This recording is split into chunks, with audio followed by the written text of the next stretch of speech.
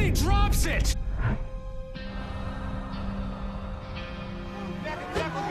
In sports, when you turn the ball over, you've got to get back into the hole and play defense. I don't disagree, but the big guy's never been there before. He doesn't know that he's got to run back on defense.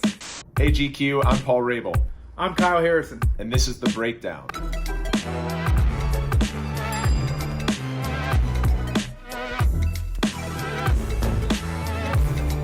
All right, the first clip up is from American Pie.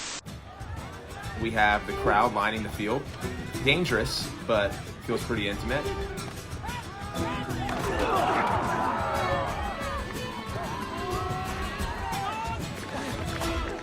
Pretty good lacrosse playing right here.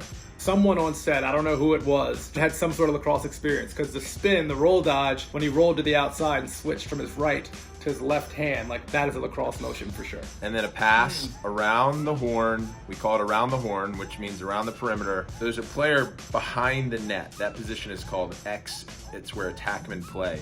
And much like hockey, you're allowed to play behind the goal. And then all of a sudden this happens and there's no call. That's a moving pick.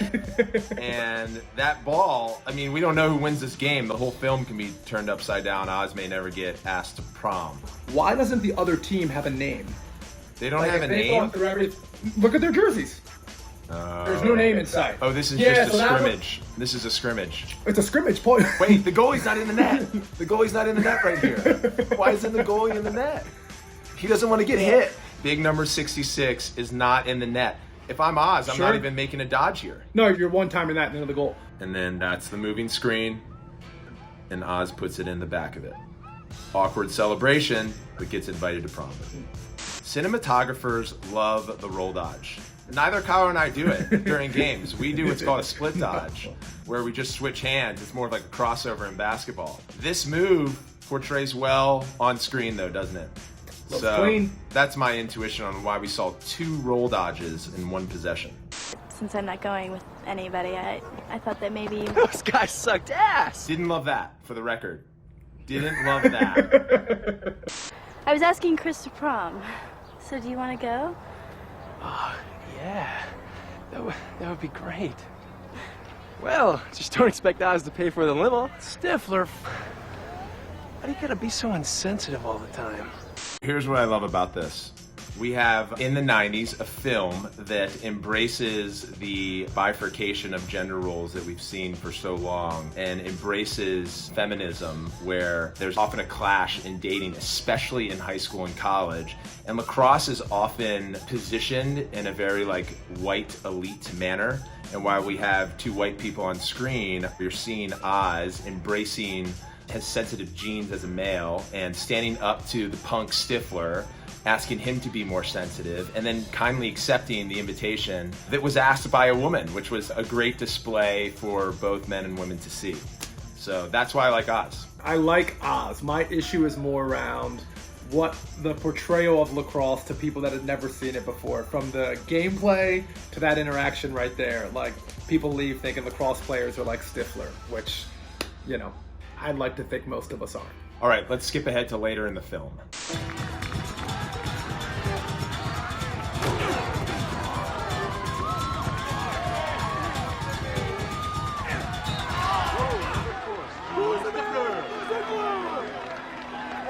It seems like at this stage in the film, there's some beef between Oz and Stifler, because the team scored a goal, but they're pissed at each other. I think so. Could you back up 2 seconds for me? I think I saw a 40-year-old in the huddle that I just wanted to identify.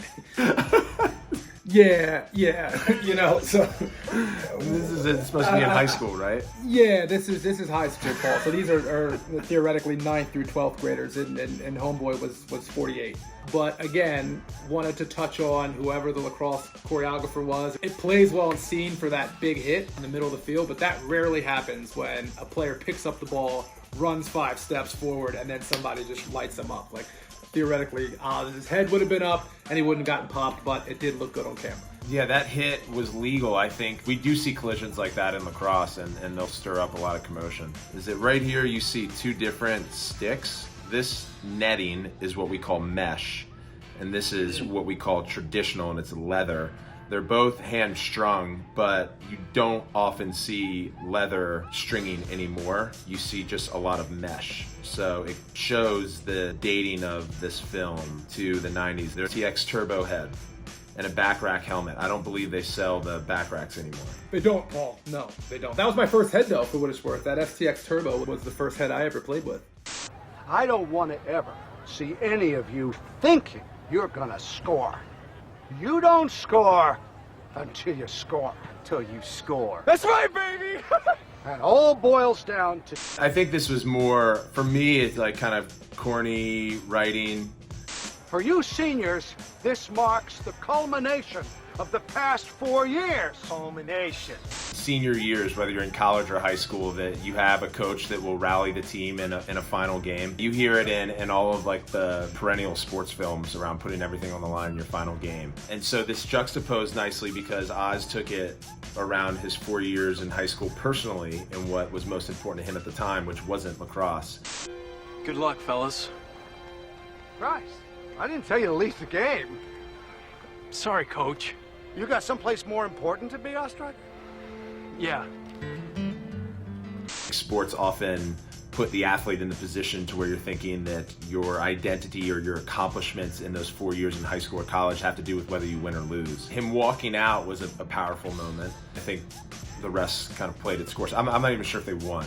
I went to a school called Friends in Baltimore, and we were in the highest conference, which was the A conference, but we weren't on the level of all the other private schools. So I had great coaches, and I think why this particular scene was relatable to my experience was at Friends, you had to be in the chorus, the band, the theater. You had to do something outside of sport. I was in the band and the chorus and playing all on sports teams. So I identified with Oz when he leaves and sings with his girlfriend at the event. But what I will say, I think I was a little negative about American Pie just because personally for me, I have an issue when lacrosse is portrayed a certain way, but at the end of the day, you could pick it apart, but it's a net positive because at this time, I remember it well, like everyone was talking about lacrosse, wanting to play lacrosse. Did you see it in American Pie? So even though there were some little issues that you could pick apart, it was a good thing for the sport.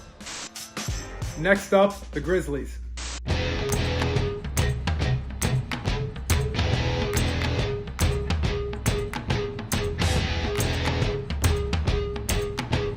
All right, I'll pause right here because I haven't seen this film yet, but from some of the folks in lacrosse I've spoken to, it correlates to the background of our game. Lacrosse is an indigenous peoples game. It was founded by natives, both in now North American U.S. territories as well as Canada. When colonists from Europe traveled over, the game was first kind of professionalized into what we know as lacrosse, actually in Montreal. But our roots of lacrosse are in the native culture. And I think what's really unique about lacrosse is that the Iroquois specifically call lacrosse the medicine game. So it's a form of religion. And before there were rules and parameters and a game built around what we play now, what you see in lacrosse, it was meant to service as sacrifice and celebration and ceremony. So I think it's really important that people understand that the game broadcasted on television today and our version that's played in the PLL still stems back all the way to what we call the medicine game or the creator's game.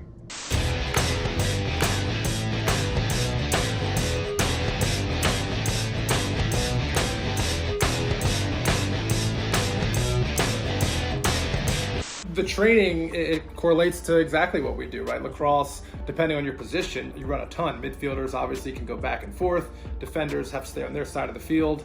Attackmen are on the other side of the field, and then you have your goalies, right? But for the most part, any of those folks are interchangeable, so you're always running. So them doing their running and their training is certainly what happens in our sport and lines up. I think the one funny part, I'm not sure I ever saw a ball. Paul, did you see a ball in anyone's stick? I saw them throw some snow.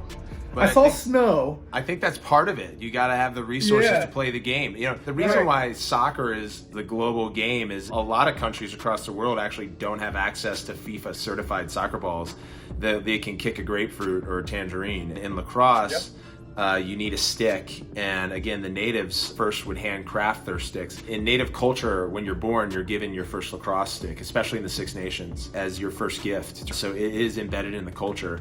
This reminds me of what we call dynamic warm-ups. You run because you have to be well-conditioned. This looks like a bit of what we call a karaoke move, and so good choreography. I see Kyle do this a lot, a lunge and a twist. That's just not true. This is a good calisthenic. No, it's a great calisthenic, just not one I use. I do this often because we have back problems because we shoot the ball over 100 miles an hour, and it requires a lot of torque. So I think they nailed it.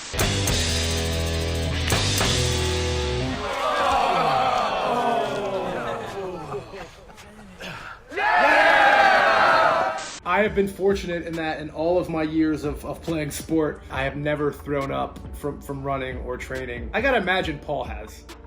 Yeah, a bit.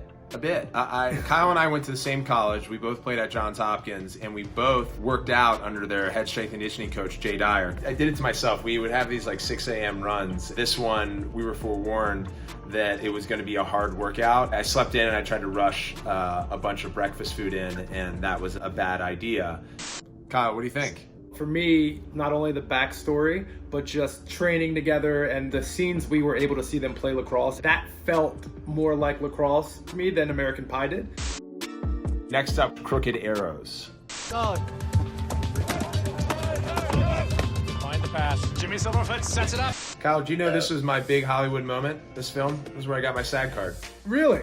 I had a few Got it. lines, and most of them got cut in post. This was a lacrosse-specific film, so different than American Pie that showcases lacrosse in that you have a Mighty Ducks-style storyline where someone is coming in to help revive an underserviced community's local team. Jimmy Silverfoot sets it up, passes it to Sammy, or is that Owen? There's a lot to unpack here in this scene. Don't love the broadcaster and didn't love his racist remarks that were taking place because a lot of the players dress the same, and it is part of like native culture for young men to grow their hair out and braid it. A lot of them will have their braid outside of their helmet. Some of them will tuck it into their jersey. I think it was probably upstate New York where there are reservations, and they were able to participate in the private school division. So you have this like kind of race battle that's taking place between natives who are kind of the creators of the game and preparatory kind of elite, well-funded schools that they're competing against. Take it back. Think slow, fires high, and go! What you find with a lot of natives who play the game, having gotten a stick right out of the cradle, is they play it with a lot of creativity. And so what you see here is a behind-the-back pass. You typically see someone pass it in front of their face. His stick went behind his head. What a lot of people think is trickery, it was actually a really great play. And this guy comes around the net, fakes low, got the goalie to completely drop, and then puts the ball right into the corner. Go! It's high score late in the fourth. Watch my feet. Hey. Act like we've been here before, boys. Come on. Look, the celebration was incredible. For me, this one specifically, we were so excited as a lacrosse community because this is what lacrosse should look like. From the two-man game that happens behind the goal, where one player sets a pick for another, throws that behind the back, we come around, we throw a fake and we finish high. People that had never seen lacrosse before get to watch this, and they get an actual picture of what like high-level lacrosse could possibly look like, which gets them excited around the games. The dancing afterwards, that's more of Paul's thing. If you watch him when he scores, there's a lot of very ridiculous celebrations. There's some popping and locking. I'm not really a celebrator after any of these things, but I think if you watch these kids dance, it looks just like Paul. I don't have the moves for this, but what I'm seeing here is I think a form of how natives celebrate and play the game. And what we did last year in our inaugural season with the PLL is we recognize the heritage of our game. We'll do so through the Native American communities. We'll, in some case, take part of what's called a land recognition. And it's our way of paying respect to the land that we have kind of built and commercialized over top of.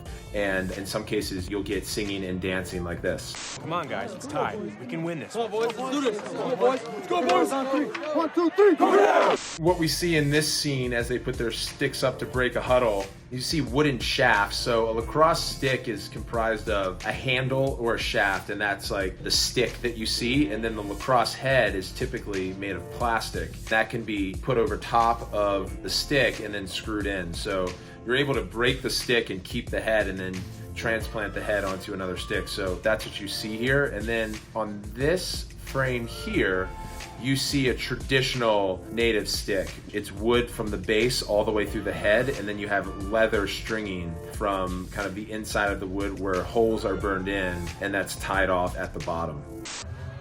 Toby, you're in. Me? Come on, just be aggressive, buddy.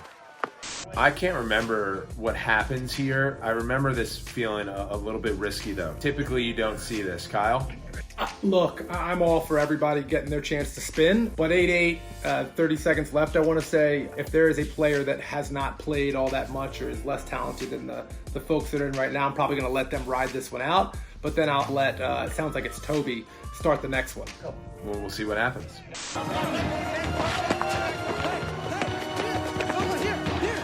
Let Toby. Come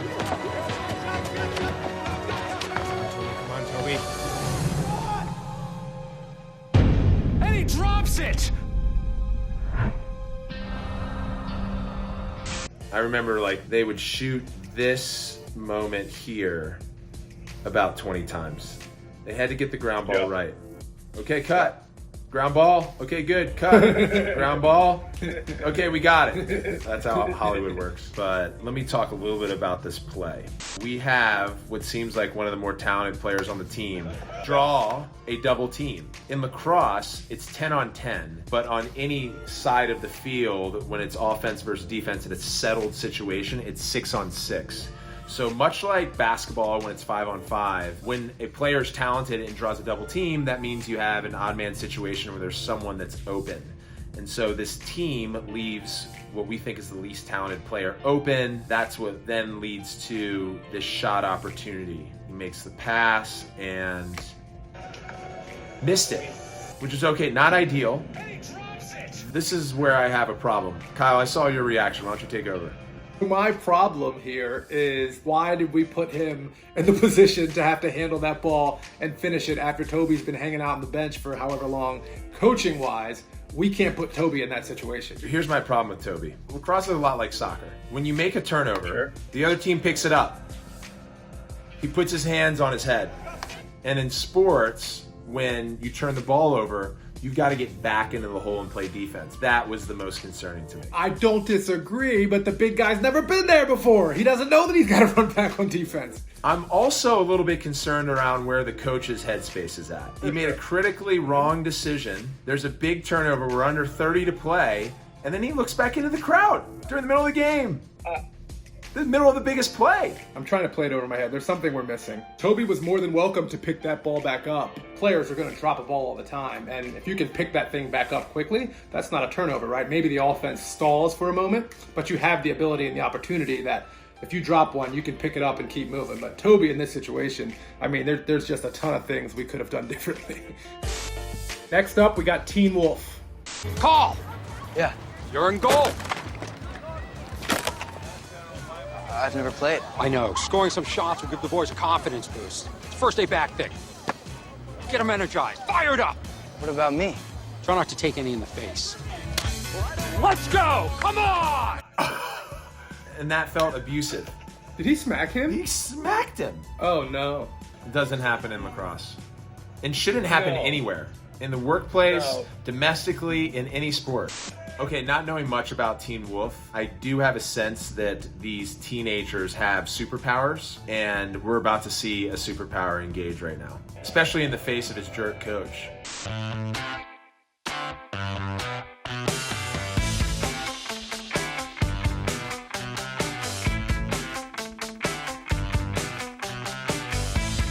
Well, Paul, I couldn't help but notice the last shooter's equipment he was wearing. My K-18 line, the second edition of that. No. This guy. Yup, the elbows and the shoulders.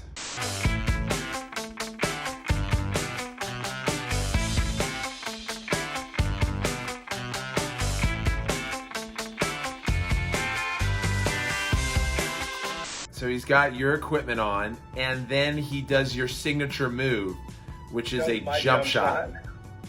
Look at that. Looks like Kyle Harrison. And it gets saved, which is also happening frequently these days. So it's perfect. It all works out. Goalies try to make saves with their stick head, which is larger than most lacrosse heads. It's kind of like goalie gear in hockey. And then that shot came all the way around here. We call this off hip. and he made the most difficult save. So there is some good nuance in whoever was on set. Yeah, no, look, I think there's some great like lacrosse stuff happening. I think a few of our buddies were actually on set here helping with some of the choreography. If you look at all the shooters, I think a couple guys shot at sidearm, there was some three-quarter stuff, and then lastly, this jump shot, which is a shot both Paul and I take a lot every game, every practice. For me, I developed a jump shot when I was pretty young. I want to say probably late lower school, early middle school, because I played basketball and I was always trying to jump and go up for layups. I was able to kind of generate power from my core because it was the same motion as going up trying to get to the rim to turn and take a jump shot. So for those that don't know much about lacrosse, that's a great shot to learn on if you're a basketball player and your body kind of knows how that feels. It's pretty good directing. I would say that this Teen Wolf has some type of hyper reflex. If you don't have really fast reflexes, in some cases you have to make a save inside of a quarter of a second, because if we shoot the ball 100 miles an hour from 12 yards out, you have 0.2 seconds to react and save it. Although some of the saves aren't the best form. See how his knees crept inward? No, I was going to say that's not positive. But if he has the hand speed, he's got the hand speed.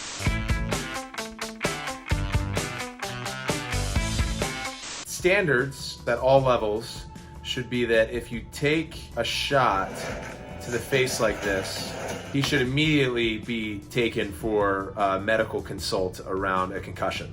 I also am not certain that I've ever seen a ball hit a goalie in the helmet and the goalie fall into the net. That would be considered a goal legally. I've never seen it before. Kyle, have you? Paul, it's not a thing. I have not seen that before. No. But goalies do get hit in the face mask and the ball will deflect, and typically a ref will call like a short timeout on field to make sure that he's okay. And I think now more than ever in the PLL, they'll just throw their arm or throw their body in front of it and take one. So I have zero interest in playing goalie, never have. I played summer lacrosse as a goalie in high school to get a good beat on what it was like to face shooters and pick up goalie tendencies. I was pretty good at it. I can step in the net. That doesn't surprise me. Doesn't surprise me. Next up, Warrior's Heart. I'm going to send it to you because I believe you were on set for this. I was. This was exciting for us in the lacrosse community, but that's Kellen Lutz, and he had just been in Twilight. So when he was going to be the lead in this movie, there was a lot of excitement around the fact that an actor that was going to be in one of those films was going to take his time to do this lacrosse movie in between shooting the next Twilight. Before I hit play, I do have a problem with his attire. I've never seen a coach have coach on his or her polo shirt. Was that your choice? My choice? No, Paul, you know, I could only do so much here. But he identified, right? You want to be able to identify who he is. It says coach. Would I wear it? No. But at the end of the day, this is what we chose, Paul. This actually feels like legal defense to me. Yeah, oh yeah. You could call that a push with possession. There's a lot going on here. In practice, you typically don't have someone sitting on the bench like that, just taking the practice off. I couldn't believe that we just didn't go to a high school and get a high school team to come in and do the lacrosse action. Like, we literally had a tryout. Random folks from all over Hollywood coming to try and be a part of the lacrosse team. And so there was this one guy I knew just by the equipment the kid had and how he carried himself, that like he was not in the advanced line, should have been in the beginner line, but he wanted to jump up with the big dogs. No helmet either, by the way. Bandana around his head, no helmet. The first pass that is thrown him, I hear like this like loud crack right in his nose. His nose almost broke. Oh gosh, nose blew up. And Ashley, the assistant coach there, he comes sprinting over and took care of the guy. He had a background in doing that type of stuff. I developed a pretty cool relationship with him for the whatever that was, 2 or 3 months on there. Hard-working dude. You think you can do better, Sullivan? Only one way to find out. Switch up your jersey to white. Coach, give me a whistle. Got it, coach. Braveheart, give me Brian! Let's go! Why did he just go into a Braveheart?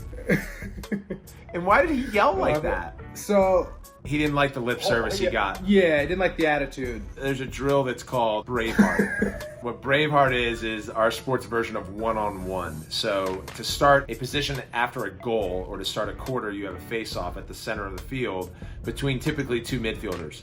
And in a Braveheart, you strip out the 10-on-10, you put two people down in a face-off, and then you play sudden death, so first goal wins. I remember being a part of that discussion and them asking me, like, do you think this is something we should have whether that's at the end of the movie, in the middle, and I just continued to come back to that's like never in lacrosse does that happen. That's like a youth tournament thing. And people that see this film, I'm going to be afraid if they've never seen the sport before that they're going to think this is how we settle an overtime game, or when you go into the fourth quarter with a tight score, we're going to have two guys face off and see who scores, and it's just not reality. And also worth noting that we have some women's lacrosse players here on screen. Not uncommon for women and men to kind of be in the same proximity when there's practice going on, presuming this is like a high school practice. But yeah, this doesn't happen very often. I've never been in a situation where you have your teammates that close to you, no helmets, everybody hanging out, female players involved. This scenario does not happen. The competition, right? Like those two guys butting heads in the middle of the field, them talking trash on the sideline, that correlates directly to our sport, right? That's what we just dealt with practice and training camp today here in Utah. When you see scenes like that,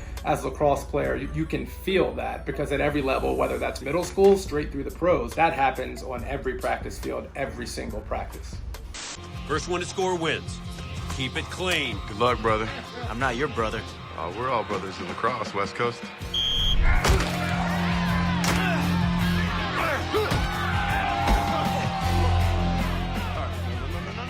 Kyle? Kyle, did you direct this? No, absolutely not. This typically isn't how a face-off is set up. The ball would actually be on the vertical or horizontal line here, and then the two players would line up parallel to the line. Right now they're at an angle. It's close enough. Secondarily though, this is not legal. The game is about getting the ball on your stick, and I know there's some microaggressions going on between these two jocks, but they get up and they start hitting each other, and they don't play the ball. Most refs would say, hey, play the ball. This next move here is definitely illegal. You can't like chop block someone below the waist. Most importantly, there aren't any goalies in the net. and you need to have goalies. Otherwise, you know, what are we doing? In Braveheart, you have goalies. Everything Paul said is right. There's never a situation where two guys are going to stand up and bang. All of that's illegal. You guys know how Hollywood works. Like, they had the scene they wanted, right? They wanted them to hit each other. They wanted there to be some sort of like upending. I get it. And then the bummer in this for me was the final shot. And I was like trying to make sure the shot at the very least looked like a lacrosse shot. Right. And that's where we landed. It did not. No, that thing's moving about 20 miles an hour. That's not it. Stepping with his wrong foot. Yeah, no, there's a ton of issues, Paul. Right in the center of the net, which is where a goalie would be. Yes. Typically that is where the netminder would be standing. Yeah, this doesn't happen very often. I think it was the first movie that was all about lacrosse from the main character down through the entire storyline. I will say the people involved in this movie loved lacrosse. Like, they were really into it, and that's why lacrosse was at the center of the movie. They could have written this about any sport, and they picked lacrosse because they loved the sport. Next up, we've got Mean Girls. Regina's spine healed, and her physical therapist taught her to channel all her rage into sports. I think anytime you're fortunate enough to play a sport, whatever that sport is, everything you're going through, I typically try and channel it into that and use it to my advantage. Every athlete takes on different forms of inspiration, and it ebbs and flows. It's an outlet for aggression and as well as creativity and kind of spirituality, again, going back to the origin of the sport. The beauty of sports is that we channel a lot of our kind of inner emotions and project them in our style of play.